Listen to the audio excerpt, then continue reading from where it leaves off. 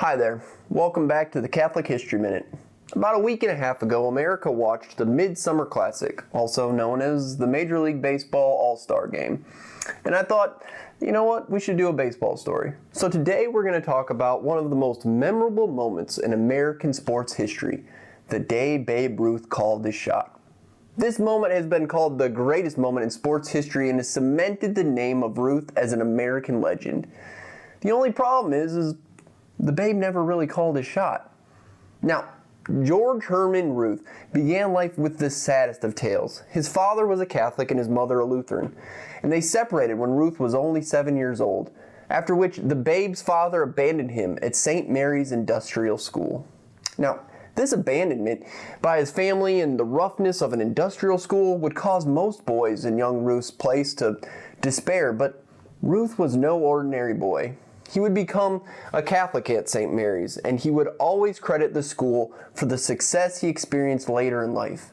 In fact, it was also at St. Mary's where the Catholic priest taught young Babe Ruth how to play baseball. And boy, could he play. He was quickly picked up by the Baltimore Orioles minor league system, eventually making it to the New York Yankees via that infamous Red Sox trade. Now, let's fast forward to the year 1932. It's October. The Yankees are at Wrigley Field in the World Series. Their opponents, of course, are the Chicago Cubs. Okay, so this is how the story goes from Ruth's official biography. In the top of the fourth inning, with an 0-2 count, Babe Ruth points to the bleachers in center field, then on the very next pitch launches a home run to that exact spot off the Cubbies pitcher Charlie Root. This story is still told on modern broadcasts and as if it were fact, but of course, it's not. So what did happen? Well, it's true that Ruth hit a mammoth home run in the third game of the World Series. However, the Babe's official recollection of the event is far from accurate. For example, it didn't happen in the fourth inning like Ruth's biography claimed, but in the fifth inning. Also, it wasn't a two-run dinger, but a solo shot to the bleachers.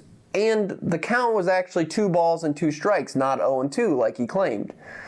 It seems that the poor Babe's memory was just a tad faulty. But who could blame him? His account comes 15 years after the actual event had been tainted by non-stop legend making in the New York newspapers. If only there was a record of Babe Ruth's account immediately following the game. Well, thankfully there is. In 1933, less than a year after the famous homer, Babe Ruth was asked by a reporter if he in fact had pointed to the bleachers. And this is how he responded. Heck no, it isn't a fact. Only a darn fool would have done a thing like that. You know, there was a lot of pretty rough ribbing going on both benches during the World Series. When I swung and missed that first one, those Cubs really gave me a blast. So I grinned at them and I held out one finger and I told them it only takes one to do it. Then there was that second strike and they let me have it again. So I held up that finger again and I said I still had one left. Now kid, you know darn well I wasn't pointing anywhere. If I had done that, Root would have stuck the ball in my ear. I never knew anybody who could tell you ahead of time where he was gonna hit a baseball. When I get to be that kind of fool, they'll put me in a booby hatch. Now right there, that piece of evidence should have quashed the legend from the very start. But as Ed Sherman explains in his book, Babe Ruth's Called Shot, The Myth and Mystery of Baseball's Greatest Home Run, at the time, there wasn't an internet to spread the story. And another interesting note is that every one of the Cubs who played that day went to their grave sticking to Ruth's original version, that he merely held up a finger to the dugout. But what does this have to do with Catholic history?